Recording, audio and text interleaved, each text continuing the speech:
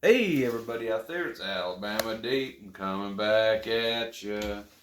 Alright, so you're getting to see a little bit of a different angle of my workbench here at the old workshop. And moving my toothpicks, you can have a little bit of a better view. I love using toothpicks. Buy those. A lot cheaper alternative than buying other pieces of pegwood for the watchmaking. But I had a subscriber who I've done some watch work on for his Rolex watches. He has been nice enough to send me his timograph. Go ahead and turn it on. If y'all don't know what a timograph is, it can accurately tell you what health condition your watch is in. So that's what we have here. Let's go ahead for an example. We have that Panerai I have just done a repair on. It should still be wound up enough. We are going to stick it on the timograph. I'm just curious to see how it is functioning before we send it back to its owner. So let's put it on there and let's see what it runs.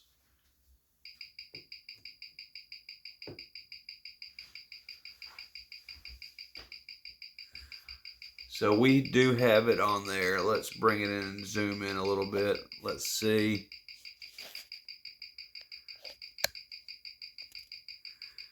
Yikes. 18 seconds fast a day.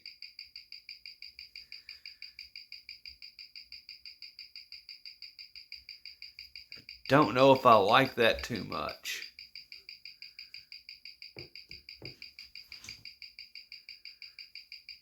You can do it in different positions to see how it works.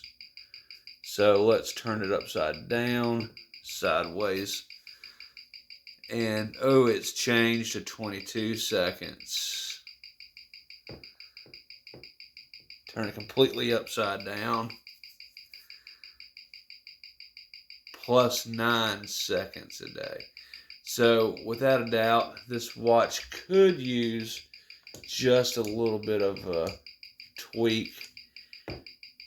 I don't think I can help myself. I'm going to have to adjust this watch. Let's let it go just a little bit while longer. Let's make sure that it really is running nearly 20 seconds fast a day. So give it a minute plus 17 seconds. Yeah, it looks like it actually is. We can look at the amplitude at 283. That's not bad. I'll take that. For $1, 110%. So yes, it is running just a little bit fast using the use of this timograph scent. So let's see if we can slow it down just a little bit before we ship it out back to its owner. Okay, so here we are back at the workbench. 18 seconds fast. Okay, so if you remember in the other videos that I teach you how to regulate a watch, that's what we're going to be doing on this.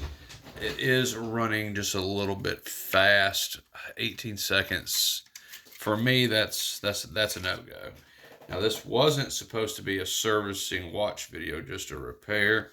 But, you know, I just couldn't help myself. We're going to go ahead and we're just going to look at that. I won't have to wear cots on this per se, because I am not going to be fiddling with parts on the inside. We have taken that off.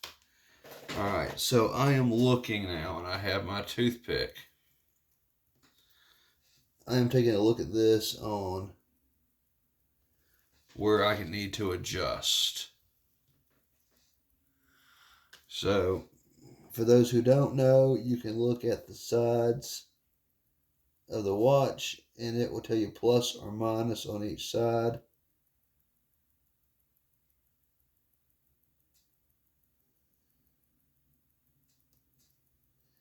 That may have been just a little too much.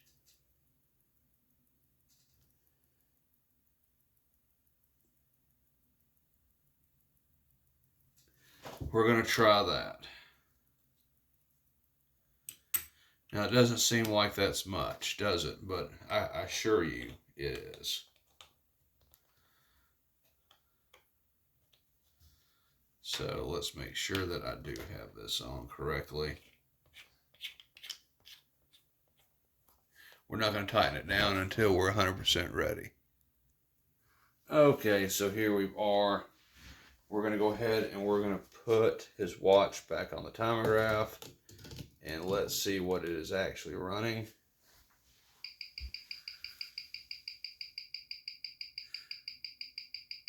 We are down 11. Oh, no. Okay. Give it just a minute. You can see it is behaving differently at this point. We've shaved off about 4 seconds.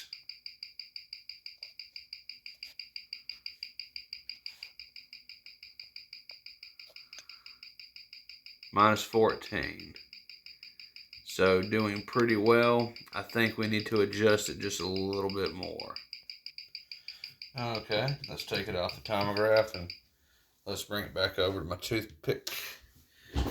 Take the back off. I didn't put it on tight.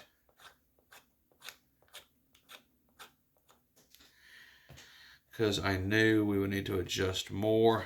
You're never going to get it on the first shot. You have to be as precise as you can be, though.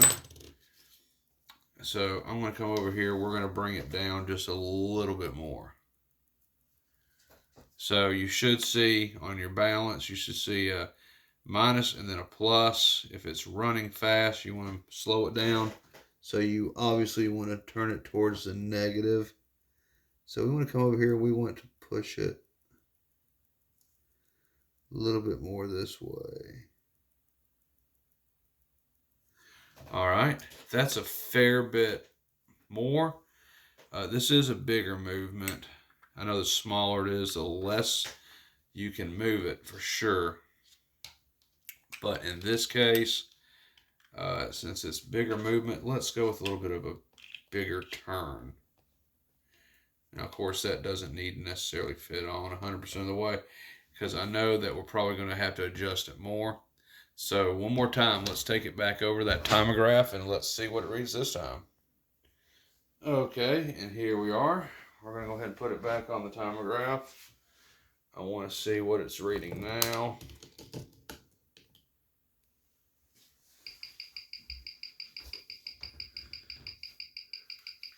And you see that's going way, way too slow. That is at minus 40 seconds a day now. That's running like absolute crap. So 39 seconds. So we obviously need to speed it up. So let's speed it up just a little bit. All right, boys and girls, here we are back again. And this is what we want to see. If we can get the camera up over minus 4 seconds a day, minus 2 seconds a day. I'll take that for $1. I would love to get it totally to 0, but in all likelihood, that's not going to happen. This is within plus or minus 5 seconds a day. I'll take that. So we'll go ahead and we'll button this watch completely back up to the way it was before. It's running better. It's losing less time, and its amplitude went up by 5%. So during all of this, I just heard from the owner of this watch. He is fine with the way it has been repaired for now. So we're going to send it straight on back to him, to his lovely area of the woods. I won't say which state per se, but it's not too terribly far from where Alabama is. So yeah, and I feel good knowing that I helped somebody with their watch that normally they wouldn't have any help with. You know, there's not a whole lot of watchmakers out there who are going to work on a replica watch because of the trademark infringement. But, boys and girls, I'm going to share a little bit of legal knowledge with you. Because as you know, about my history and being in the legal field, this is not solely trademark infringement by possession alone. Here in the United States, you have the right to be secure in your personal possessions. That's your lovely constitutional rights. And being so, even though this watch says it's a Panerai, and it looks like a Panerai, but it's not, this is not trademark infringement on your part. You have the right to own this watch with its name being used by someone else to make a financial income off of, a profit off of. Where it becomes illegal is in the manufacturing of a non-original product with the same name on it. That's trademark infringement.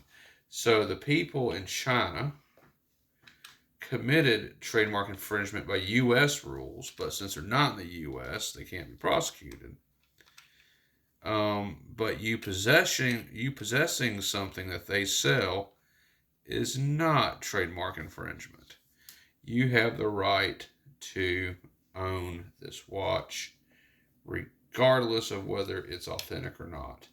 You are not committing trademark infringement or copyright infringement by any means. So, just saying, if Facebook throws something up on you from you posting your picture, you can appeal their decision because you're not committing the trademark infringement or copyright infringement. The person who made it is. You, by possession alone, can own this watch legally.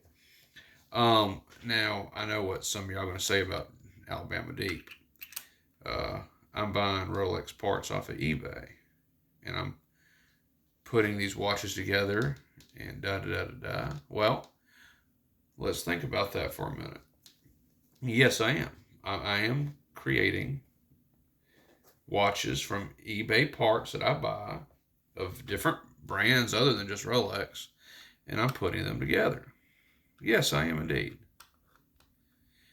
However, it's not trademark or copyright infringement because I did not create the parts. Now, it would be different if Alabama Deep went out and used a computer and plotted and designed the dial with the Rolex name on it, with their logo, and put it onto a non-authorized Rolex dial using my pieces and my materials and so forth. That would definitely be copyright infringement, etc., etc., etc. However, I'm buying genuine parts off eBay. Number one. Number two, and see, this is being a little difficult right now. And number two, the parts are indeed genuine. So I didn't make them, Rolex did. So honestly, on that part of it, no, that's not copyright infringement. Also, I'm not necessarily selling a replica. I am selling a restored watch. Now, if I go out there and I use a fake dial, I'm sure I could get in trouble for that because it's a fake dial. However, the dials that I'm using are genuine Rolex dials. I'm not modifying the dial in any way. I'm leaving them as they are, as created by Rolex. And therefore, within that is the reason why it's not copyright infringement. It's not something that claims not to be. That is a Rolex dial. 110% is a Rolex dial. So with it being a Rolex dial, I can use it. Plus, if you own There we go. Plus, if you own that particular dial, you can do with it whatever you want to do with it. Absolutely, you can. So if I decide to make a Rolex watch using a Rolex dial that was created by Rolex, I'm not committing copyright infringement because I didn't make the dial. They did. Plus, I own it. It's mine. I can do with it as I please. That's been ruled on in the courts. Any other person out there, I'm working on their watches that they have bought. It's their property. They can do with it as they wish. If they want me to fix it, I'm going to fix it. It's not like I created the watch. People in China, even if this is a full reproduction, they created the watch without using authorized Rolex parts like dials and stuff. They made the dial and everything, which is clearly illegal to do. Just pointing that out. Okay, so this guy's watch is back together, running 3 seconds slow for the day. A lot better than 18 plus seconds. So we're going to get this puppy boxed up and shipped out tomorrow. I've talked to the owner. He's fine with the way it as it is. And he has sent me mailing cost. So this will be going to him tomorrow. Also, I've got another one that's overdue heading out as well. So we got 2 fixed watches heading out tomorrow. Yay, I feel so accomplished. All right, we'll be back with another video. I'm probably going to do one more tonight. Haven't decided quite what it's going to be, but hey, I'll throw it at y'all in just a little bit. Thank y'all for watching. Please like, share, subscribe. Like I said, do whatever you can to comment. I'm not seeing a whole lot of comments on there. So I know people that like to get involved in the free Rolex watch giveaway built by yours truly. Yeah, start subscribing, start commenting, start doing stuff. Right now, I only have a handful of people that are going to be in the drawing. So, yes, please do. I'll see you on the next video. Thank y'all for watching, and I'll catch you on the next one.